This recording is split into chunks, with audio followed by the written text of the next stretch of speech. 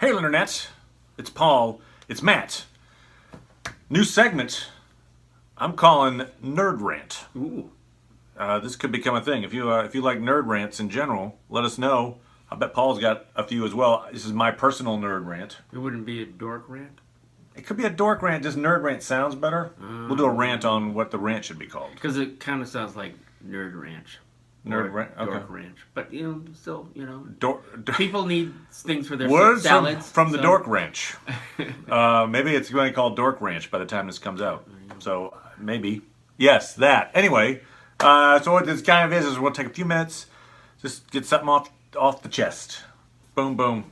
My heart is beating. Okay, this one, I'm late to the party on this, but this weekend, wife and I watched the live-action version of Beauty and the Beast. Yes. I'm a fan of Beauty and the Beast generally, and I liked the live-action version. So that's not, the rant is not about the quality of the movie itself. Okay. Also, the animated one, I mean, back in 91, I think, that, got nominated for Best Picture.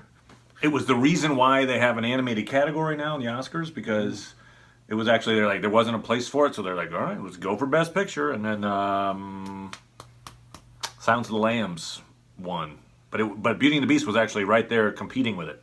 So, anyway, cool movie. Well done. It's a well done live action. They added some songs which were moderately effective. But what they did, which is going to lead to this rant, is they added a lot of backstory. Okay, so one of the issues I had with the animated version, which leads right into this rant because they made it worse basically in the movie, I was like, so animated version, you could tell based on the songs. There's a Lumiere has a part of the song of Be Our Guest, I think it was like 10 years we've been rusting, needing so much more than dusting. So you're like, okay, 10 years they've been sitting in this castle. We know that by his 21st birthday he's got to find his true love or else bad things happen. So in the animated version, this guy got cursed at age 11. Like, he was an 11-year-old kid at home alone, I guess, on a stormy night. Stranger comes to the door. Never met this person before. He's like, let me in. No. You know what? My parents are like, don't let me. I shouldn't let strangers in the house after dark when no one's here. Curse for life. Like that, boom. Like, whoa, that seems really unfair to this 11-year-old kid that he's like, life choice. There you go, buddy. 10 years. Enjoy it. So that was always kind of like, man, that enchantress was mean. Yes. Okay. Mean enchantress. But she's animated, so... Right. In the live-action version, they made the enchantress exponentially meaner. Like, this is the true villain of this movie now, in my opinion. I mean, Gaston, sure, he's your prototype villain. He's a jerk. He does bad things. Sure he does. But he's just a dude. He doesn't have magical powers. No. He doesn't do, like... Just a dude. Okay, let's just take the enchantress here for a second. Just a human.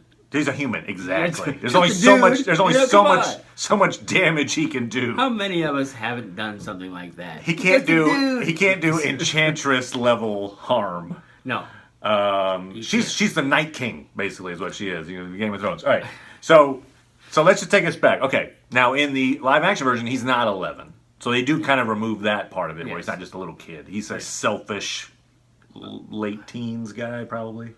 Maybe 20? I don't know. What do you think? I felt like we saw the actor's face. We did. He was dressed up for the party. Remember, he had the makeup. It's not like, they didn't cast somebody younger, is what Correct. the point is. Okay. He was still the same actor. But I think they were trying to pretend that he was like a young, foolish adult. Yeah, well, because he's like, the actor, I think it's late 30s or something. Stevens, I'm forgetting his first name, but yeah. Yeah.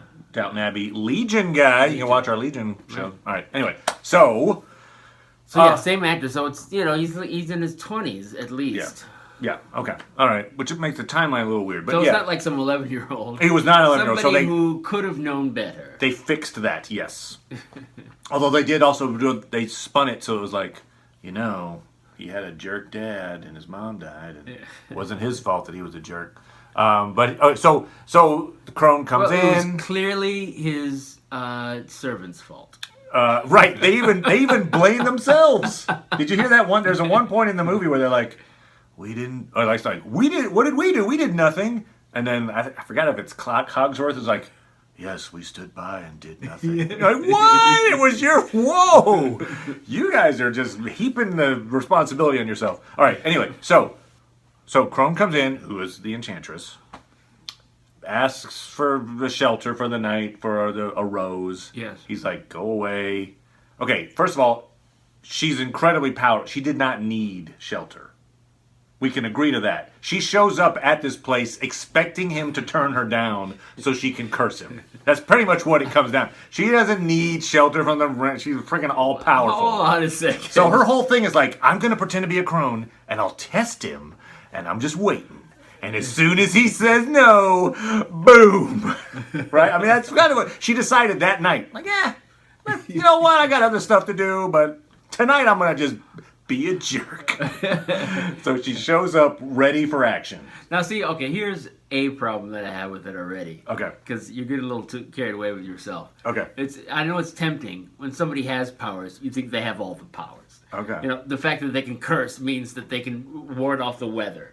But She can like turn into this giant angelic creature. She went, whoa. maybe she needed to curse somebody to do that. You don't know. Okay, you're saying her powers did not include find a roof power. Okay. Well, All right. a lot of people live under roofs. I'm going to say she had the power to do that, but all right, fair enough. You're saying she did need the shelter. That will minimize her jerkdom from 100 to a 99.5. All right, fine. Okay, so whether she needed shelter or not, you can believe Paul if you want. Anyway, so she shows up. He says no. She's like, fine, I'm going to curse you and all of your servants and all of their family members who don't work at the castle but live in the nearby town.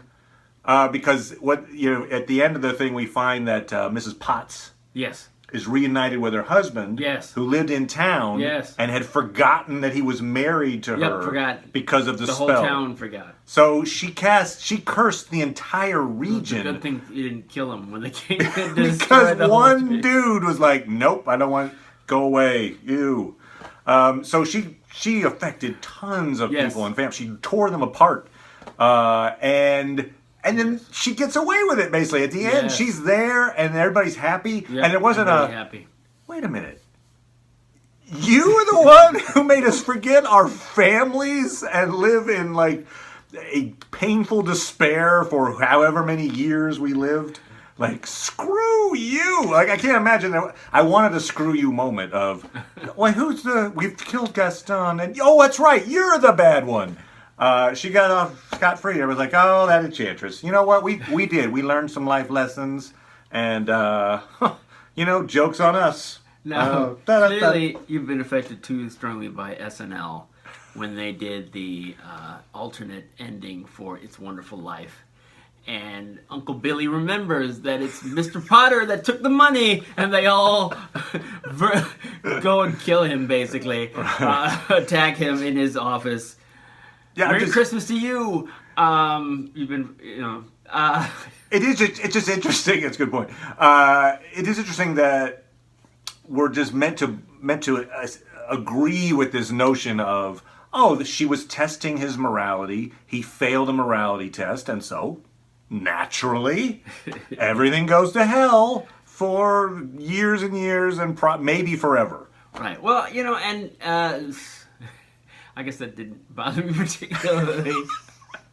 I'm just like, You why? don't make a bad point, but to me, her behavior falls into basically the gods, where it's like they're so powerful that really, they actually maybe they don't even need shelter. They're just going around to fuck with people. I mean, was she like, doing it to try to improve everybody? Like, that's what I like the idea You of, could like, argue that that's a very bad way to improve everybody. yeah, that they had to You could. spend years in Right. despair and It's all horror. dependent upon one person's salvation. Yeah. All of those other people's lives. Right. It's like it's not like after the end of it, he's like, Because he's important. it's not only bad that I was selfish, but I should have a different way, maybe pay these people more And, you know, these servants of mine, they don't have enough independence because they're too dependent on me or something. That's not another thing that occurs to him. Right. Yeah, the feudal society is still great, Yes. and I'm still at the top of that pyramid. But we're good. I'm more well adjusted now, and so we're good. Yeah. But anyway, all right. So there you go. The real villain of Beauty and the Beast, the Enchantress. If you agree or disagree, make some comments. We'll fight in the comments. Make comments. Be our guest. Ooh, nice. Also, I'll say for another rant, the incredibly powerful magic item they didn't really use, a book that can take you to any place in time. Check out the book. But anyway, yeah. So anyway, yes, thank you for letting me rant. Thank you, Paul, for letting me rant. Yeah, go ahead. The Dork Ranch or the Nerd Rant, whichever. We'll figure this out. All right. Bye, everybody.